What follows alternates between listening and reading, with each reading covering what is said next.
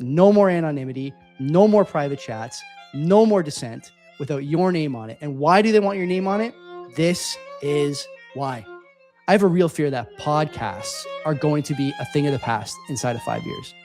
Because who wants to do a podcast just, patting the ass of the people who are in charge? We are going to get a false flag, something that's going to be traceable to a comment made online.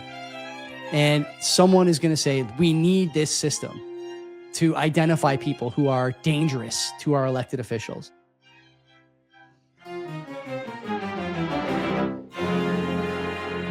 Len, man, talk to me about the latest from our friends, the parliamentarians. What are they receiving? Who are they receiving it from? And are my comments in a catalog somewhere? Like, are they being stashed in a duotang? The mean things I've said on the CBC website?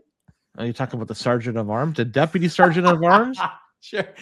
Yeah, sure. Hey, do you remember a few years ago the Sergeant-at-Arms actually he took his gun out because there was a shooting in the halls of the yes. House of Yeah, that was probably 2011, maybe. Probably around there, yeah. 2012. So this job is sometimes it's more than symbolic. He's the guy is allowed to carry a gun. At least the previous guy did. Anyways, enough about the past. Let's talk about the present, because this government is. I had no idea. Actually, I knew it. It's now confirmed that the government is tracking what we say online, right? Like the Deputy Sergeant-at-Arms was saying at a parliamentary committee, which I can't believe we were able to get this information from the committee. More on that later. Doors open. I can't believe it. For now, they'll shut it momentarily.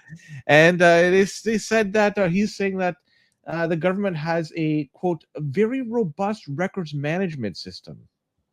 That is incredible phrasing, like truly masterclass in niceties there compared to what's actually going on.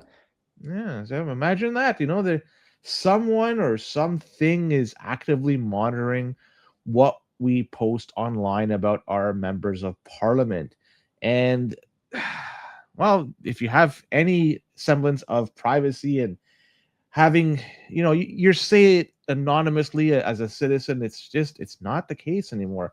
The reason for all this, they use the reasons of workplace harassment and violence prevention efforts, because they're saying that they want to identify threat behaviors and provide a record of harassment for potential law enforcement or platform removal requests, which seems to be more often these days. The government has the ability to ask, and they have to abide by that. So posts are classified into categories such as misogynistic or other flagged content, and the amount of these flagged content, these harassment posts, spiked some 800% in 5 short years.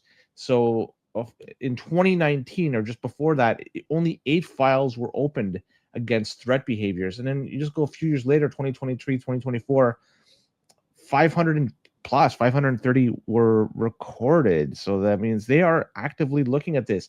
Now, keep in mind, during this duration that they're talking about here was also the protest that was going on in Ottawa and at the border in Alberta and at the Windsor border as well. So you imagine there'd be a lot of people writing stuff that is anti-government, anti-freedom. Is just they were pissed off, and they were showing their displeasure everywhere on social media. So back in 2019, an investigation showed that dozens of MPs used trackers on their official websites, and they did this to gather data for targeting re-election advertisement.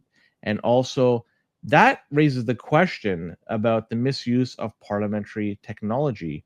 This information that they're gathering information, people are going on there, they're harvesting it. They say it's for election advertising, but really, could it be for something more? Anyways, and all this comes at a time that you have the Online's Harms Act that they're throwing out there. So put this into the mix, into the blender. You got all those Bill C-22, Bill C-25, and you know what? A lot can be deemed to be considered harmful content. It's the discretion of whoever's in power. And so they could say that's hate speech or bullying or stuff like that. Really, this could create a new system in which there's a bunch of surveillance taking place. And political parties, they could use this to their advantage. Right now, you see what's going on. You have potentially, they're saying they have a Russian influence going on in Alberta.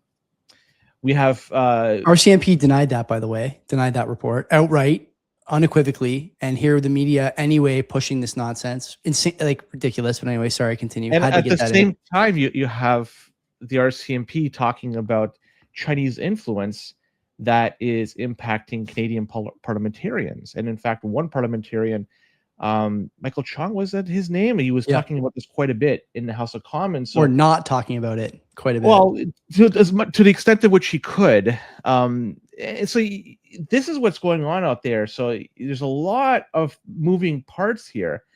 And then on top of all that, on top of what I said, just one more added piece to this beautiful story, the committee stuff. Now, this stuff was revealed by the Deputy Sergeant-at-Arms, a committee.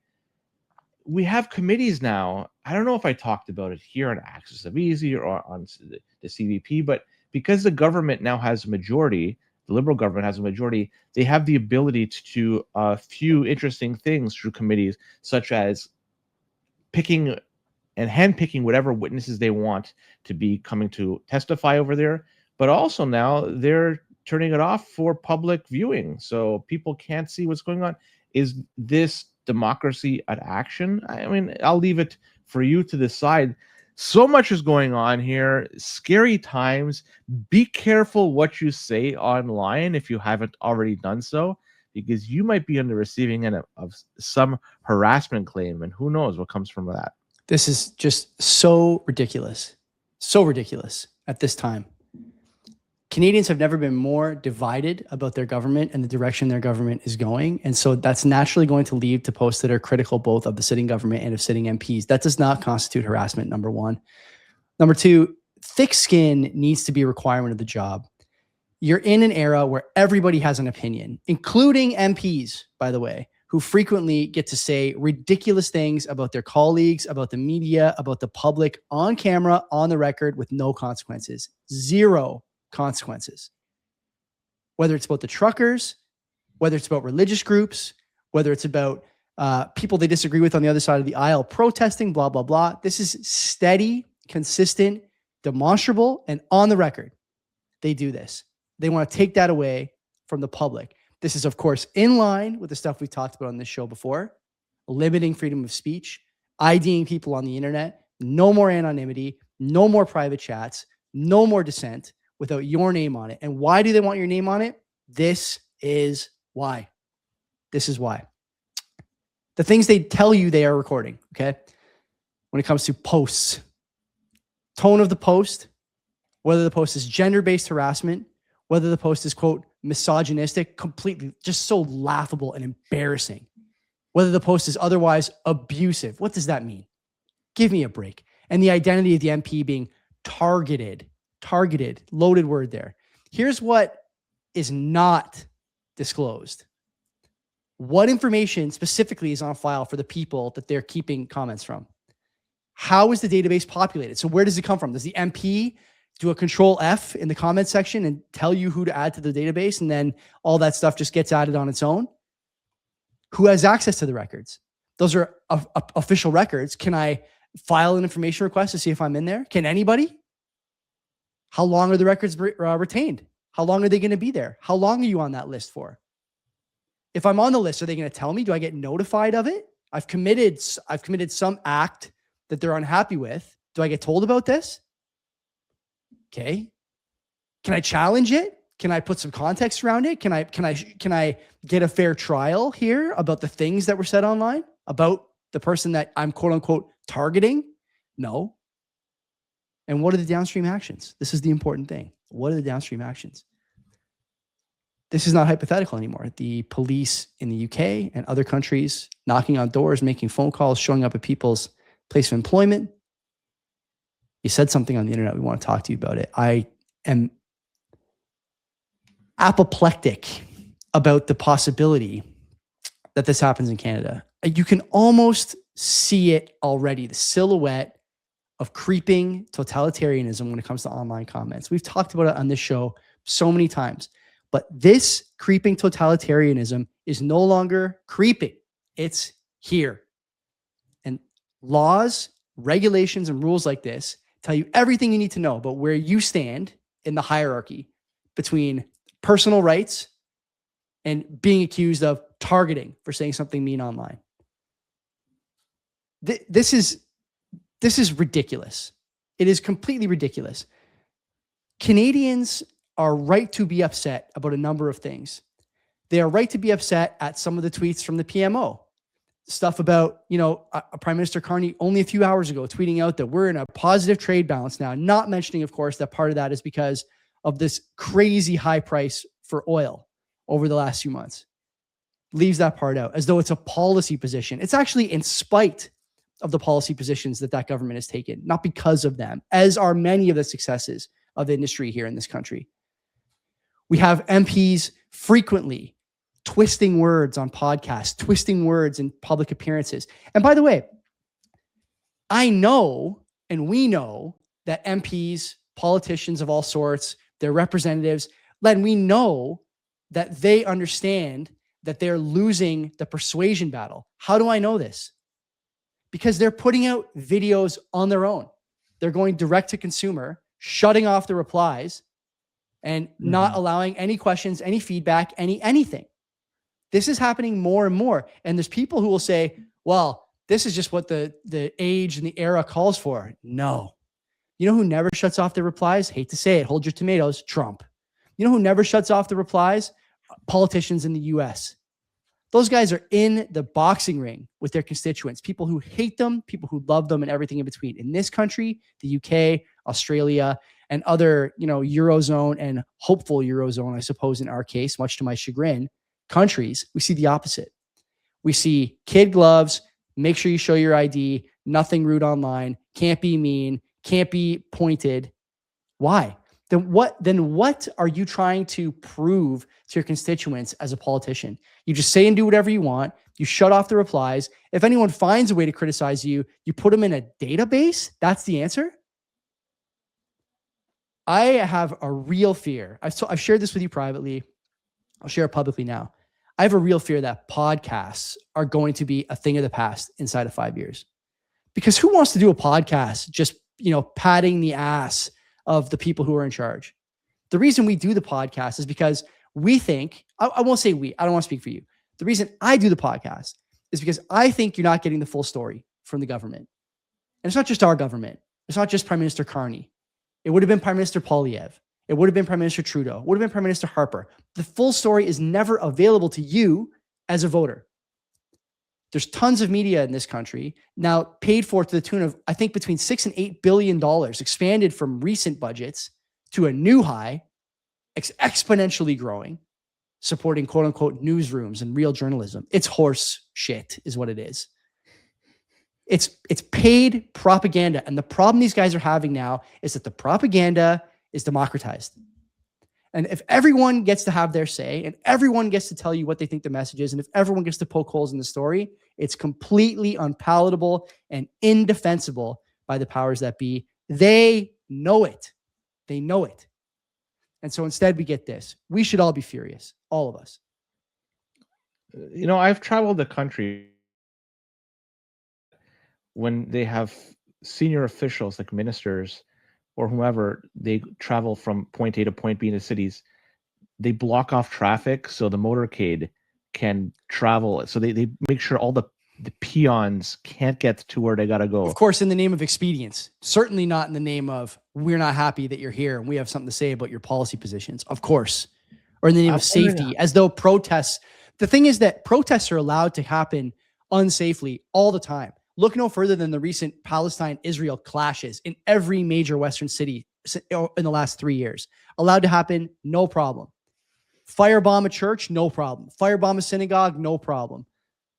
But heaven forbid people are holding signs alongside a motorcade. Oh, I think it's just a matter of time, because right now, from what I understand the Prime Minister, when he travels, he gets that type of respect and that type of treatment. I get it. But for ministers right now, from what I understand, they don't have that. They still travel in a car, they get driven around, but it's not blocking off traffic and stuff like that for now. Once that happens, we've crossed the threshold Yeah. from the Canada we remember it, that we loved, that we grew up in, to a Banana Republic style situation. When that happens, and then we cross that threshold. And I don't think we're too far away. No. Which is too bad. We're going to get, by the way, again, I feel like I'm descending to tinfoil hat talk here, but we are going to get a false flag, something that's going to be traceable to a comment made online. And someone is going to say, we need this system to identify people who are dangerous to our elected officials. I mean, it's just so obvious. The lack of finesse and creativity at the top of the chain is laughable. The same people who are going to lead us into economic prosperity at a time when change has never been more difficult to anticipate can't even come up with an original idea to pass a censorship law. They can't do it. Wow. They have no creativity or finesse. It's embarrassing. It's so embarrassing. But they don't need it, of course, because they pay for every TV station, every newspaper, every reporter. It's just such a farce, man. It is such a farce. It's so embarrassing.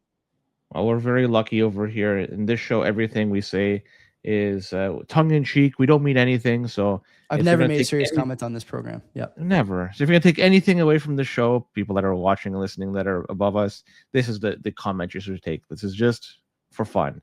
We mean nothing. That's it. That's it for this week. Thanks for tuning in. Thanks for listening, watching. If you like the program, make sure to subscribe to the YouTube channel. accessofeasy.com is the website. easydns.com for more fun, and bombthrower.com for more firepower. Mark is probably going to have to change the name of that website lest he wind up on a list of commenters as well. We will see you next week. Take care.